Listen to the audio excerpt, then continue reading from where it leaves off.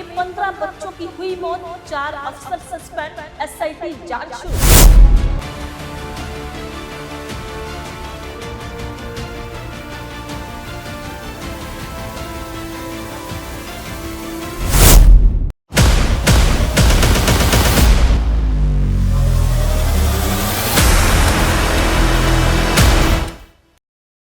जी हां, उत्तर प्रदेश की राजधानी लखनऊ के अलीगंज इलाके में सोमवार को 3 मंजिला इमारत में आग लगने के कारण झुलसने से 15 लोगों की मौत हो गई, जबकि 9 लोग गंभीर रूप से घायल हुए हैं। पुलिस ने इस मामले में इमारत मालिकों समेत 4 लोगों को गिरफ्तार भी किया है, जबकि लापरवाही बरतने के आरोप में मुख्यमंत्री योगी आदित्यनाथ के निर्देश पर 4 अधिकारियों को निलंबित कर दिया है। सीएम योगी आदित्यनाथ और रक्षा मंत्री राजनाथ सिंह ने घटनास्थल का दौरा किया। इस मामले में मुख्यमंत्री योगी आदित्यनाथ ने सख्त जांच के निर्देश भी दिए, जिसके तहत 2 सदस्यीय एसआईटी टीम का गठन भी किया गया है, जो कि 7 दिन के अंदर रिपोर्ट सौंपेगी। आप भी सुनिए सीएम योगी आदित्यनाथ ने इस पूरे मामले को लेकर क्या कुछ कहा। मेरी हार्दिक इच्छा थी आज कि मैं अलीगढ़ में रहूं, लेकिन मुझे दुख के साथ कहना पड़ रहा है कि अभी मुझे तुरंत जानकारी मिली है, लखनऊ में एक दुर्घटना हुई है। वहां पर एक अग्निकांड की चपेट में कुछ बच्चे आए हैं और उसके कारण उनकी दुखद मौत। प्रशासन वहां पे राहत कार्यों में लगा हुआ है, लेकिन उस दुखद घटना के कारण मुझे तत्काल वापस लखनऊ जाना पड़ रहा है।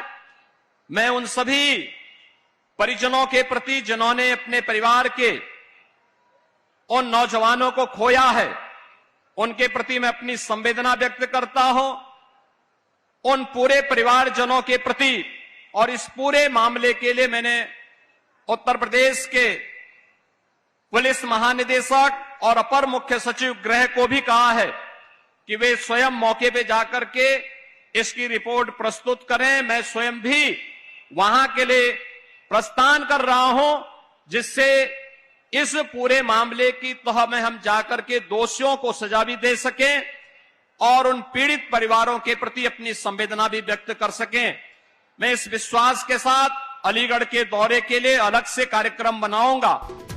तो सुना आपने, एसआईटी गठित कर दी गई है। प्रधानमंत्री नरेंद्र मोदी ने इस घटना में लोगों की मौत पर दुख जाहिर करते हुए मृतकों के परिजनों को प्रधानमंत्री राष्ट्रीय राहत कोष से 2-2 लाख रुपए और घायलों को 50-50 हजार रुपए की सहायता देने का ऐलान किया है। तो वहीं मुख्यमंत्री योगी आदित्यनाथ ने भी मृतकों के परिजनों को 5-5 लाख और घायलों को 50-50 हजार रुपए की आर्थिक सहायता की घोषणा की है। साथ ही कांग्रेस नेता और लोकसभा में नेता प्रतिपक्ष राहुल गांधी ने एक्स पर पोस्ट करके दुख व्यक्त किया है। वहीं साथ ही साथ समाजवादी पार्टी और प्रमुख और यूपी के पूर्व मुख्यमंत्री अखिलेश यादव ने भी एक्स पर लिखा कि लखनऊ के एक कोचिंग सेंटर में आग लगने से जिन्होंने अपनी जान गंवाई है, उनके प्रति हमारी श्रद्धांजलि। जिन्होंने अपनों को खोया है, उन शोक संलिप्त परिवारों के प्रति हमारी गहरी संवेदनाएं। साथ ही अखिलेश यादव ने मांग करते हुए कहा कि सरकार घायलों के लिए सर्वश्रेष्ठ चिकित्सा सुनिश्चित भी करे।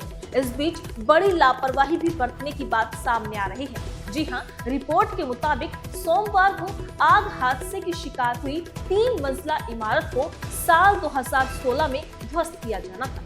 हालांकि 2 महीने बाद इस आदेश को निरस्त भी कर दिया गया। दरअसल जिस इमारत में आग लगी उसके खिलाफ 2016 में अवैध निर्माण को लेकर ध्वस्तीकरण का आदेश जारी किया गया था, लेकिन 2 महीने से कम समय में ही उस आदेश को निरस्त कर दिया गया। अब इमारत से जुड़े पुराने दस्तावेज और लखनऊ विकास प्राधिकरण की कार्यवाही गंभीर सवालों के घेरे में है। हादसे के बाद प्रशासन लापरवाही बरतने वाले अधिकारियों और हादसों के दोषियों के खिलाफ बेहद सख्त नजर आ रहा है। फिलहाल इस हादसे के बाद कई सवाल खड़े हो गए हैं। आखिर जिस इमारत के खिलाफ पहले से ही कार्रवाई के आदेश थे, वहां सुरक्षा मानकों की अनदेखी कैसे होती रही? जिम्मेदार अधिकारियों की जवाबदेही कब तक तय होगी? और सबसे बड़ा सवाल ये कि क्या इस त्रासदी से सबक लेकर भविष्य में ऐसे हादसों को रोका जा सकेगा? अब सबकी निगाहें एसआईटी की रिपोर्ट और सरकार की अगली कार्रवाई पर टिकी हुई है।